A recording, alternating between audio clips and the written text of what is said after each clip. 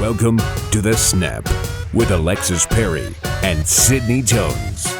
Hello, everyone. Welcome back to the Broncos Podcast Network and YouTube for this latest edition of The Snap. I'm Sydney Jones, your host, and today we are continuing our month-long celebration for Women's History Month. And today we have two of our very own joining us, Caroline Deisley, the mastermind behind the Broncos social media channels, and Tioni Taylor, the Broncos digital development and design manager. They're both joining me here on The Snap today to discuss their role with the Broncos, what it means to build a brand for an NFL team, and of course, the progression of women representation in the NFL. We have Caroline joining us first today. Her official title is the Broncos social media engagement manager. Caroline, I know you have a very busy week this week with the start of free agency and everything. So really can't thank you enough for taking the time to chat today. No problem. Thank you for having me. Excited to be here. Of course. And you guys are already killing it on social media this week with free agency. And I know you're a huge reason for that. So let's start there. You know, for those at home who might not know, what exactly does a social media engagement manager for an NFL team do?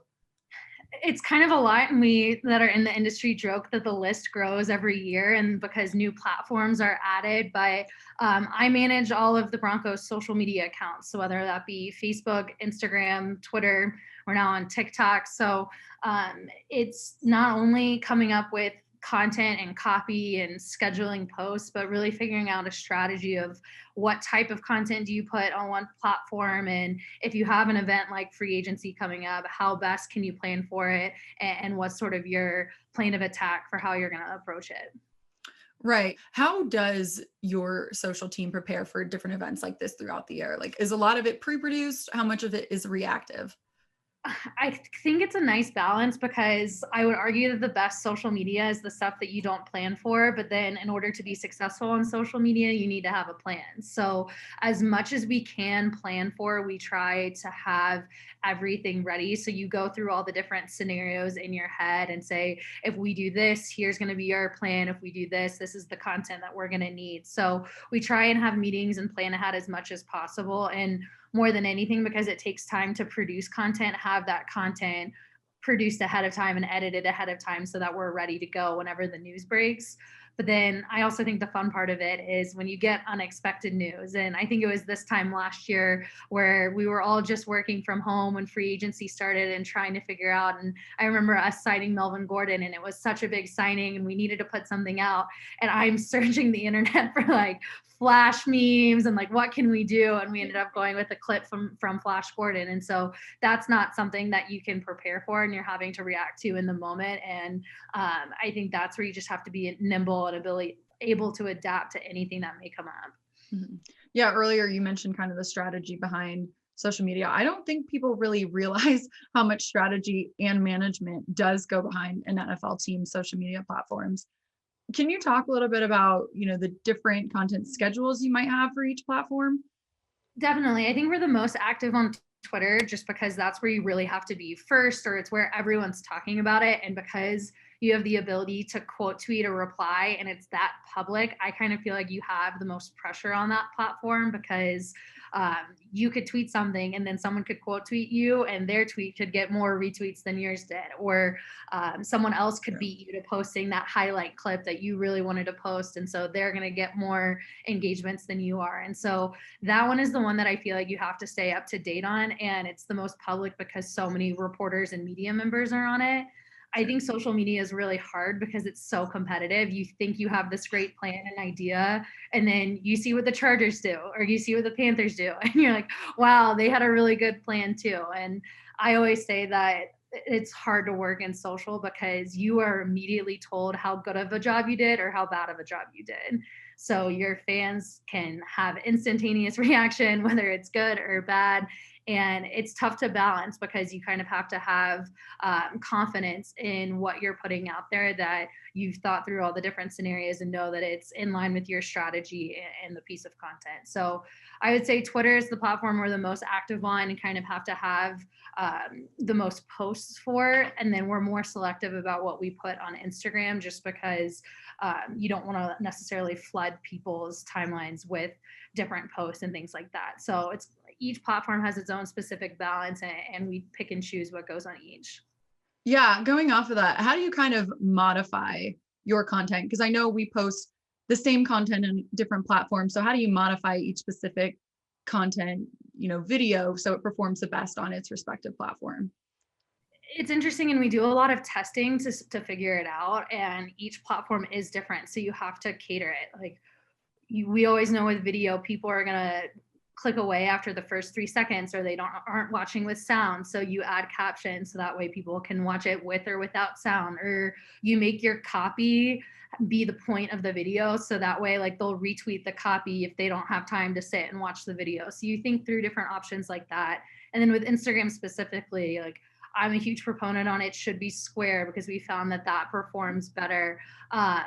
It's an interesting, this is kind of in the weeds, but I'll do like a photo first and then a highlight afterwards and a carousel, because we found that performs better than just posting a video by itself. So there's weird things that we can kind of play with and try and test. And that's, I think, why adaptability is such a big word, because these platforms change all the time, or they introduce new features. Like, do you remember Instagram before stories? No, but like there was a time that existed. You used to not be able to post video on Instagram. So we're always having to kind of figure out what works best and try things. And it almost adds more pressure, because if you have a big moment like free agency, you don't want to be testing during free agency. You want to know what's going to work on that platform and make sure that you have the content suited for each different, whether it be Facebook, Instagram, or Twitter.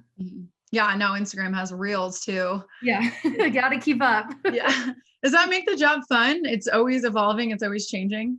I think so, just because you can always try something new. Like I feel like TikTok blew up during quarantine when it used to be like the thing kids were on, and then everyone got bored, and I find myself on it all the time. And because it's a platform unlike Twitter that isn't necessarily have like a huge public eye on what we post there, like we can be sillier or weirder or test things there, because it doesn't hurt us as much if it fails. And so it's kind of nice to explore different opportunities, and no day is the same, no free agency is the same, no draft is the same. So it's nice that you're always kind of playing with something new and figuring out a way that you can continue to grow the accounts and make great content. Going back to kind of what you said earlier, jumping around here, getting all the replies and the quote tweets just on Twitter alone. I know Broncos country isn't the nicest when we're losing. So how do you not take this personally? That's what we'll say. They're passionate. Yes, you're right. Broncos country is very passionate. But I feel like being on that end, you being the person who pushes out all of our social content, how do you not take those replies, personally? It's really hard, and you almost become numb to it. I remember when I first started out doing it and we lost a game, and you think, oh, I shouldn't have posted that, because you see the fans' replies. And that's where that confidence comes in. You have to know when it's okay to post something, even if you're going to get those negative replies, or you have to post something and it's going to get those negative replies. I think the hardest thing is just knowing your audience. And so, yes, we want to represent the organization, and that's who we are, but we're also catering to Broncos country. So now I know how they might react to a post, and you can adjust your strategy that way. And something that I think is harder for a lot of people on social to realize is you don't have to post something. I think for a while there was this pressure of, no, I have to get this out. I have to post the game recap. I have to do this. And I think we're seeing a shift into accounts being more selective in what they share and not kind of setting themselves up for those replies. But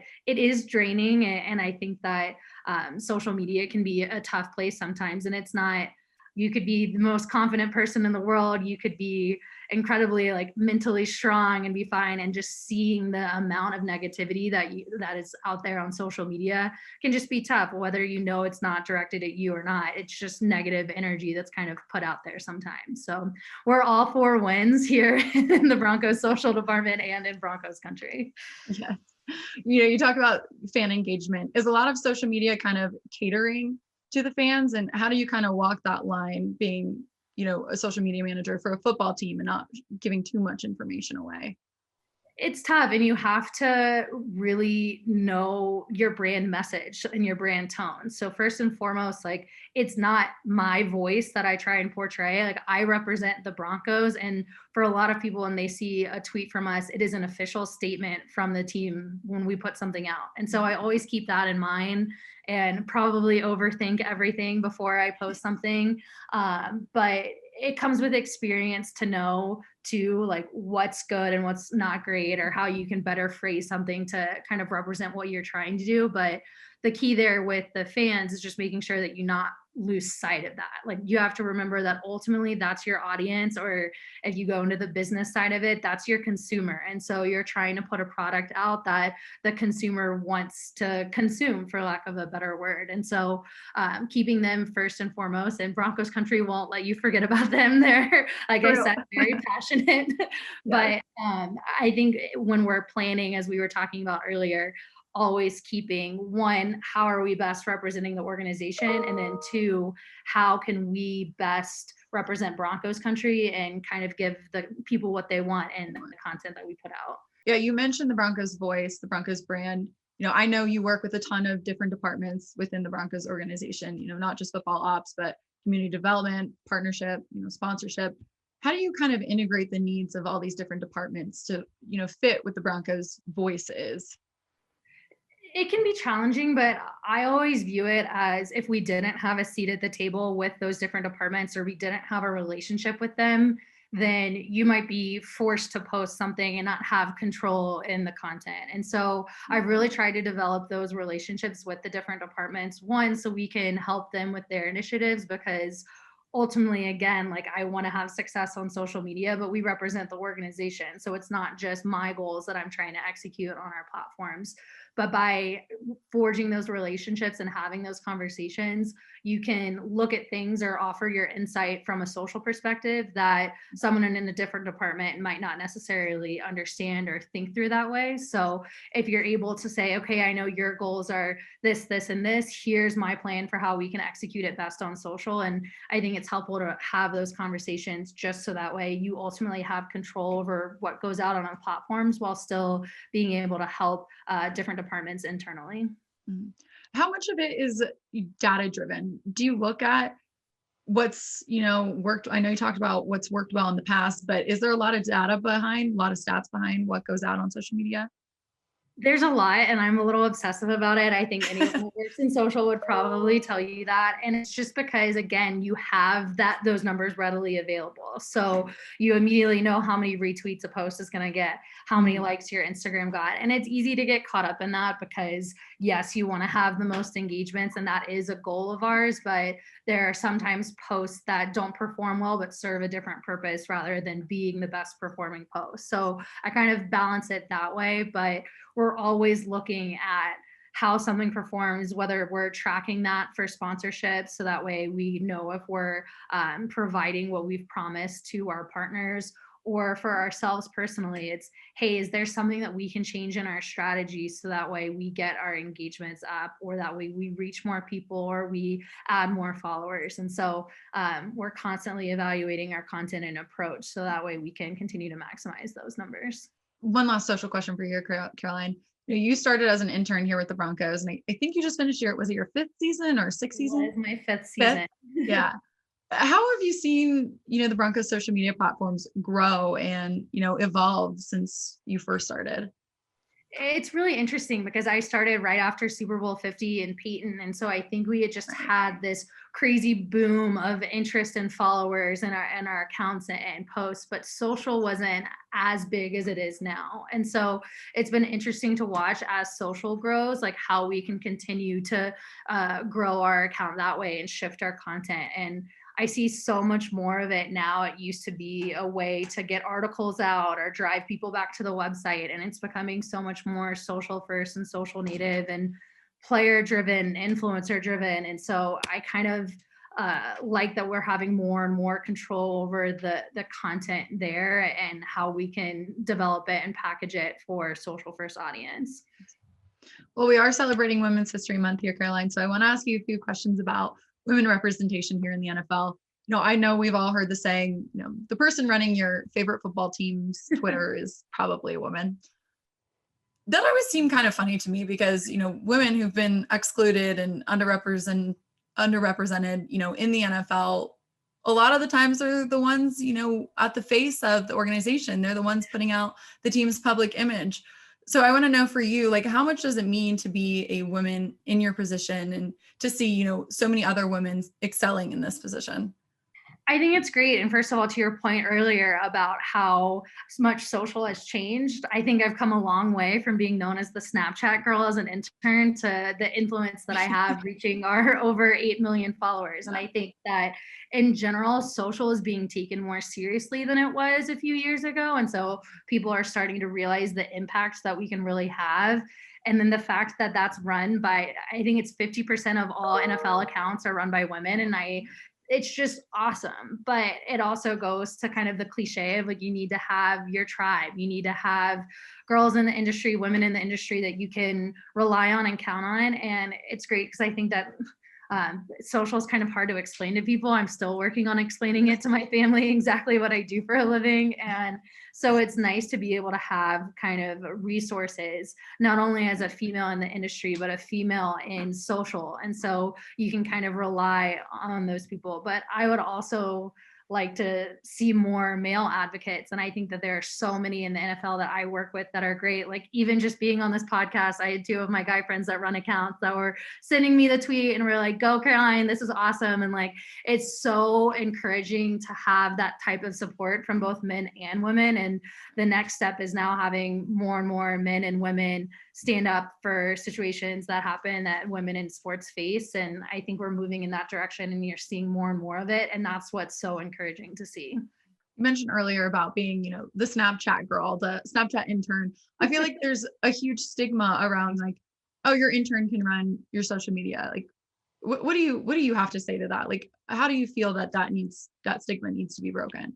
It's frustrating. And it's also kind of the effect of having so many people on social media. Like so many people think that they can do your job for you or have a better idea than what you did. And it kind of comes back to that strategy and that balance. Like, yes, it's really easy to send a tweet. Yes, it's really easy to post an Instagram. Like I've taught my grandmother how to do that. Like anyone can, but the nuance behind how you continue to stay creative, how you schedule posts out, what content works on what platform. I think that that's where you see that nuance that takes it to a step above. I kind of view my role, I was a broadcast major in college and did a ton of producing work. And I kind of view myself as a producer because you have all of these different storylines and it's, okay, how are we going to cover this? How are we going to package this? And then where does it go in the show, for lack of a better word? It's like, where does it go in our schedule and our timeline? And so it's definitely more behind the scenes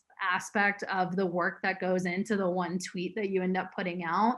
But I think that that's what separates you from just, hey, anyone can do this job. And if fans ran our accounts for a day, we would be in serious trouble. So I love you, Broncos country, but there's a reason that there are jobs for this. Yeah, there's a reason you guys don't run our social media accounts.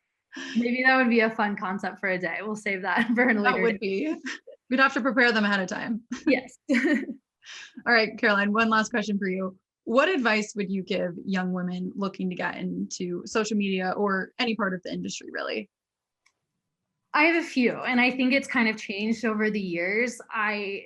When I was a freshman in college, like I always knew that I wanted to work in sports and I loved it, but you're sometimes maybe apprehensive to share it, especially because of how hard it is to get into the sports industry. And so I think I was worried about people telling me that I was going to fail or hearing that kind of negative, like, oh, good luck with that. And so I was sometimes apprehensive. And if you know me, I'm not the person that really holds back from sharing my opinions on things. And so that was hard. But I got my first job in sports working for USC's athletic department because I started talking to a friend after class one day about what I wanted to do and how passionate I was about working in sports. And she happened to recommend me for this open position. So one, you never know who knows who could be a connection. And so I think the ability to talk about what you want to do and what you love and what you're passionate about isn't something that you should be afraid of. And I think that that's changed since I was a freshman in college, and that it's more acceptable for there to be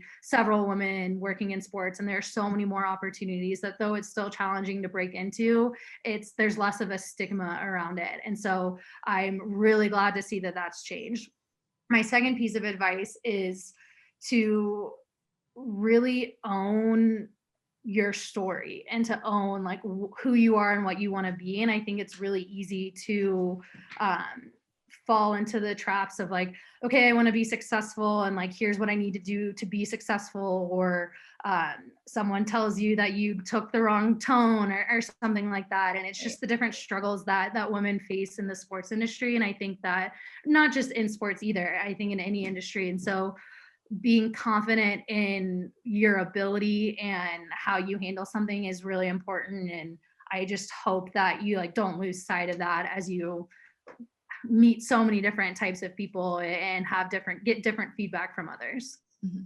Yeah, I really love that second one, because that was something I really struggled with coming to the industry, because I knew I wanted to be a reporter, but there were so many people like, oh, it's so hard to get into that reporter role. Like there's not that many around, but that's not the truth of it. Like if you are really passionate about something and want to do it and set your mind to it, you can achieve it and make it happen. So great advice there, Caroline.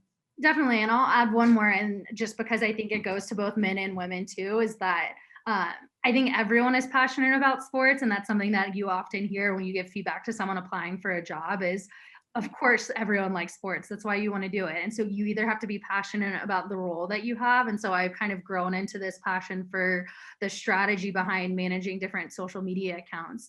But you also need to find passion outside of work too, because at the end of the day, it's a job and there's going to be aspects of the job that you don't like. And so being able to find a time to get away from work, it's something I'm still working on. It's hard to get away when social is 24/7, but I just think it's important to, one, not only just say, oh, I'm passionate about sports, that's why I want this job, because so many people are, like, you really need to be passionate about the work that you do. And then also just to have a nice work-life balance, finding stuff that you're passionate outside of work too. Caroline, can't thank you enough for joining me on the Snap this week, and hopefully we'll get you on here again soon throughout the next No problem. Thank you for having me. This was great. And our second guest of the day today is someone who creates content for Caroline to post, along with so much more, Tioni Taylor, the Broncos digital development and design manager. Tioni, thanks so much for joining me on the Snap this week. No, thank you for having me. Of course. Just to start, Tioni, I feel like a lot of people don't know. So what exactly does your role with the Broncos entail? Well, my title is Manager of Development and Design, and there's so many wheels that go turning along with my job position. But ultimately, and a long story short, my job is to maintain the Denver Broncos website. We do also, Keelan and I, I have an assistant named Keelan who also came in last year. Prior to that, it was just me running it, but I ultimately update the website and create any social media graphics requests that Caroline may need for social media. So she'll normally put in the request. Sometimes it's a week in advance, and then sometimes it's 20 minutes in advance. So it's definitely a position that keeps you on your toes. Yeah. How did you first get started in web and graphic design? What made you want to go into that field? So it's a long story. I've been in my career for about 15 years now, but prior to that, when I was in high school, I actually took architectural design. I wanted to be an architect. Oh, wow. And then when I went to college, after my first year, I realized that I was more on the creative side than the technical artsy side. And I switched my roles. At the time, I went into graphic design, and the web was just a thing. So it just came about when I was midway through college. So I decided to dabble in that and ended up getting my degree in web development and design. I knew the creative side was already a natural thing for me. So I decided to take coding classes. Way back then, it was very rare to find a designer that did both coding and graphic design. So that was a bonus for me. And that's really ultimately how I got a kickstart, because I was able to have both skills. I was very fortunate to have some amazing jobs along the way that I could use both. Today, it doesn't seem so strange to have somebody that does both, but back then it was very rare. Yeah, you talk about some of those amazing jobs you've had along the way. You know, you've been here with the Broncos. I think this was your 7th season, right? We're going into my 7th. Going into your 7th. Okay. Yeah. What led you to the NFL? Can you talk about some of those jobs that you had before the Broncos? Yeah, so I've done some web design work for an agency back in Hawaii. And then I went to Jostens. So the people that did our Super Bowl rings, I used to actually design yearbook covers because they also do yearbook covers. So I was at their main flagship plant in Tennessee at the time. And we did yearbook covers for colleges and high schools all over the world, like even internationally. Wow. When I left Tennessee, I moved to Vegas and got a graphic design job with the Golden Nugget. There, I got all of my experience really, truly in marketing and hospitality. And I think that broadened my horizons because prior to that, it wasn't as focused on one specific thing, especially being with an agency or working for Jostens where you're only doing yearbook covers. It really opened my eyes to a larger world of the design world. And I loved it. Was there for about 4 years. And then the Broncos position opened up. When I was growing up, I always wanted to either go into sports or cinema. And when that opportunity opened up, I was a Broncos fan. I went to college in Denver, so I became a Broncos fan when I was in college. And my dream job when I went to an art school. So when I went to art school, my dream job was I want to be a designer for the Denver Broncos.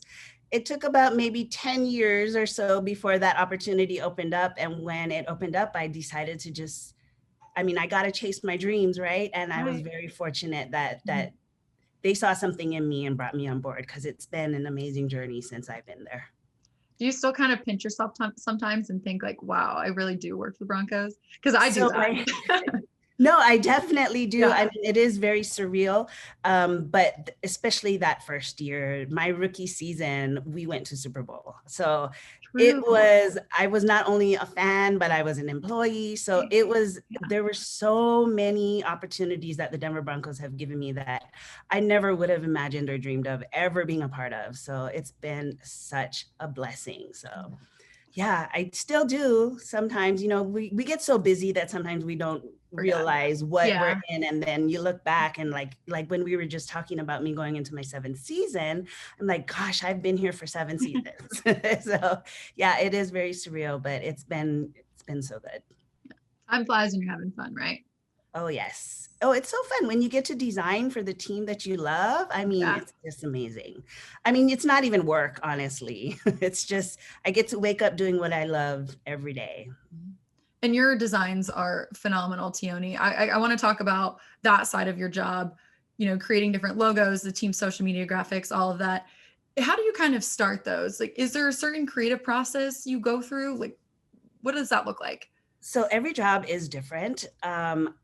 Honestly, I think I'm a better worker under pressure. That may sound really weird, but I am too. I understand. Yeah. Yep. When I get so many weeks to do a project, I think I'll start it and it goes through maybe like 20, 30 revisions because I'm just not satisfied with it. So the longer I have, the more I'll look at something and change it. But the conceptualizing, it honestly really depends on the project itself. My first 2 seasons, I would say, was a little more difficult just because I wasn't familiar with the calendar. But now I've got it under wraps. So now I know what to expect and what to look forward to. If we have a vision, say from a different department, sometimes it's a lot easier because it's cutthroat. Am I saying that right? I don't even know. I know what you mean though. Yeah. Okay. I don't even know. It's very straightforward. Yeah, it's very straightforward. They have a vision and sometimes it's just easy. When we have full creative freedom, that can be really fun, but that can also be very challenging. But honestly, it just really depends. A lot of the game day stuff, what my inspiration comes from is I'll go through the game day photos after the game that our photographer sends over. And sometimes I'll just see a photo or a pose from one of the players and it literally just sparks my imagination. And I can definitely see, when I look at something, I can definitely imagine I guess I have that creative eye, the final product before it's a final product. So the process really, really depends. Sometimes I'll just start with shapes too. I go through my designer's block every now and then. And normally when that happens, I'll start with a blank canvas and just start adding some shapes or dropping in a photo, and then everything just magically comes together. Well, fun little fact for you all, Tioni is the one who designed our logo for the Snap. So what you guys can see on the screen, she designed, and I might be biased, but I think she did a fantastic job. Thank you. That was a fun one because we don't normally get to work with script fonts or has a lot of colors that we don't normally get to work with. It's always fun when we get to dabble with other color palettes. I love it. Like when we do thank you graphics or good luck graphics for the Nuggets or the Avs, it's always fun to work with a different sport, different color palette. It kind of breaks you away from the everyday norm and sparks your creativity a lot. Yeah, when you're coming up with those different designs, and even when you're developing, like landing pages for denverbroncos.com, how important is it to keep in mind, the Broncos brand and the Broncos identity? Because like you said, it is fun to play with other colors, but obviously you have to use the orange and blue. Yes. So when I started with the Denver Broncos, we didn't really have a set brand guide. We had our logo, we had our team colors, and over the years, we've worked very closely with the marketing department to kind of collaborate and bring our entire look together and more consistent. And being a part of that process has really embedded our branding into my brain. So it's when I'm designing, I already am keeping in mind our fonts that we're going to use, our color palettes, our angles, our shapes, our textures, everything. Just being a part of that development process has really been helpful in the sense where it is a part of my everyday. So I'm able to do that. But it's very important because our branding is our identity, and it's something that our fans know. When we break outside of that branding for a one-off, I do get a lot of fans that are like, is this you? And then be like, yes, it is. But that's how we know it's really working, when our fans start to notice that things are slightly different or a little bit off. I don't know if that's a good or bad thing, but it's been good. So I think it's definitely a good thing. People identify with what you're putting out there. And kind of going off of that, are there certain guidelines that you tend to follow? I know when thinking of a brand there are, but maybe is there certain guidelines you follow for a successful design? Or is it kind of just creative eye type of thing? Well, I mean, honestly, sometimes my vision is a lot different from the organization's vision. So branding will definitely reel me in. It makes all of our looks across departments look really consistent. It looks the same. Like a lot of times you can't tell who designed something. And it wasn't like that several years ago. So we've come a long way. I believe that maybe it's just setting those guidelines also actually set standards, and we've held those standards. So when I am designing, it's the font styles that you use. But I don't know, it's kind of weird to say this. I kind of don't have to think too much about it. I said, it's already embedded in my brain that I subconsciously don't really think about it. And I think a lot of designers can relate. Sometimes they'll just they'll still start a project not knowing what they're going to do. And as you're putting things in, it just all comes together. But to a normal person not in design, it's kind of hard to explain my creative process. But that's where the branding comes in, because then you know exactly your limits, your target audience, your fan base. That honestly is a really strong tool that I think every company, not only sports teams, but businesses, companies, they should definitely, if you don't have branding, I really look into building your brand and setting those style guides, because that helps your designers in so many ways. It makes your business recognizable, and your fans will, or even your clients will definitely know. I was talking to Caroline a little earlier about, how in social media, how she handles breaking news, big announcements, stuff like that. But I want to know kind of from your end, how are you able to design these graphics so fast? Like you said, sometimes you'll get 20 minutes notice. I know, like during the draft, we don't really know who we're going to pick. So in a blink of an eye, you have to come up with these templates. Is it something that you kind of do in advance, or? It is. So we do know our big campaigns that are coming up. So we will prepare as much as we can in advance, sometimes weeks in advance. We'll just design a fake layout or template using a current player or a fictional player. Like for the draft, we'll just pull someone from college, cut them out, and then use a different name so that doesn't match the photo. So in case somebody happens to get this, they don't think it's a real thing. So we'll design the templates with the layouts. We have the cutouts, place everything how we want it, and then we'll send it out for approval. Once that's approved, then we just kind of sit there and wait. For draft, we don't know who we're going to draft. So we'll try to be as prepared as possible. We know some prospects just based upon what our writers do. They'll put out articles who we're supposedly keeping an eye on. We'll take that knowledge and prepare for it. So from this college, okay, this may be a prospect. We'll cut him out and prepare those graphics as much as we can. But during the draft, we have to be on our toes because you never know. It could be what we prepared for. And if not, then we just got to cut up this cutout and this graphic within 2 minutes from the time that we find out to the time it's aired live. So draft is kind of fast moving, but like other campaigns aren't as fast. We can prepare ahead of time, like for training camp or the season. We do have everything templated, and then we share those templates within our department with social, with Caroline, or our writers, or Phil, and video, you as well. That way, if anybody can be able to edit it and they don't have to think about design. They can just drop in the copy and the photos that they want to use, and it makes life so much easier, which helps with the time frame and the turnaround. So we are pretty fast paced. Yeah. Makes my life a lot easier. So thank you, Tioni. I appreciate that. Yeah. No, yeah, we're starting our draft package now, and we were kind of going over our list of all the draft things that we need to do, and we don't realize until it's draft again how many templates need to be created. I know. The draft's going to be here before we know it too. It's going to be here in a blink of an eye. I'm not ready yet. Let's stay in free agency for a little bit. It's exciting, but yeah. Well, Tioni, here on the Snap, we are celebrating Women's History Month, and I know, like you've mentioned, you've been in the design industry for a long time now, 6 seasons with the Broncos.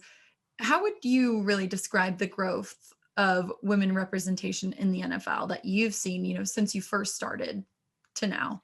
Yes, I actually have seen a lot of growth with women, especially in the field when I got into the field of design.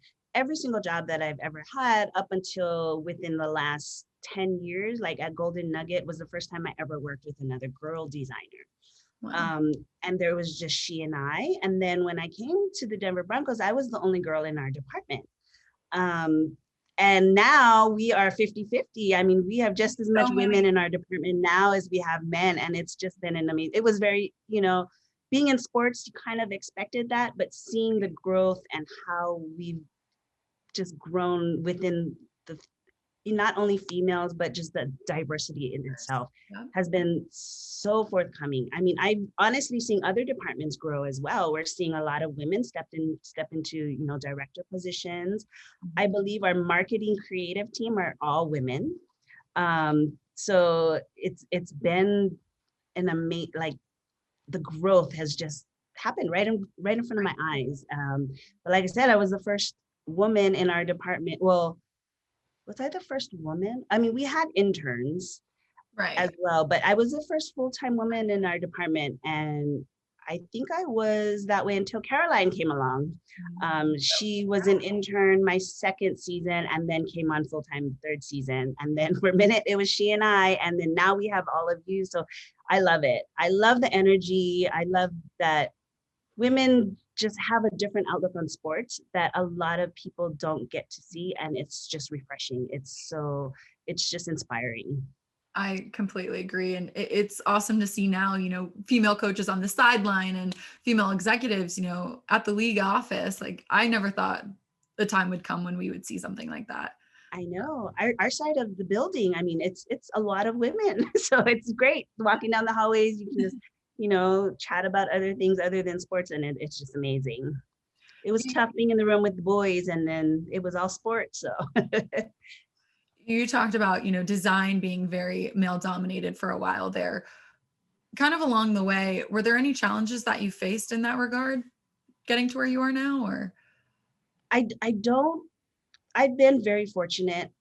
I think the people that I've worked for have been amazing. So there was no gender identity in a sense. Like, it wasn't, you're a woman, you can't do this. I was fortunate to have really great mentors, really great bosses that actually encouraged me to step into this world that was unknown. So I think that my best advice for women getting in the field is, it's great to be a woman and empower that. But honestly, if you're in a great company, a great organization, there really is no way that you should be feeling, well, I'm a woman, I shouldn't have to do this, or I need to do this to work harder. Don't get me wrong, there's a lot of people in sports that are experiencing that gender line that they have to kind of work a lot harder. And my advice is just, continue doing you, continue just being the best person that you are. And these walls are breaking down, and all the other women in the industry are coming full force. Just continue to be confident and just keep doing what you're doing, because it's being recognized. And women are definitely maybe dominating now. We're here. Yeah. I would say, at a lot of our design conferences that we go to, there's the growth in women I think we are pretty much, if not 50-50, we are the more dominating now. That's awesome to hear. Yeah. And I think I can speak for both of us when I say, like, we're incredibly lucky to work for the Broncos, because they are so supportive and push us to be the best versions of ourselves, regardless of our gender. So yes, absolutely. Like, I've never felt, I think like I said, I've been very fortunate. Well, Tioni, I truly can't thank you enough for taking the time to chat today and for celebrating Women's History Month here on The Snap. No, thank you. Well, that'll do it for this week's episode of The Snap. Another huge thank you to Caroline and Tioni for taking the time out of their busy schedules to join me on this week's episode. And make sure to follow all of our Broncos social media accounts to check out all of their work. And of course, don't forget to check out the Broncos Podcast Network to stay up to date on The Snap. I'll see you all next Friday.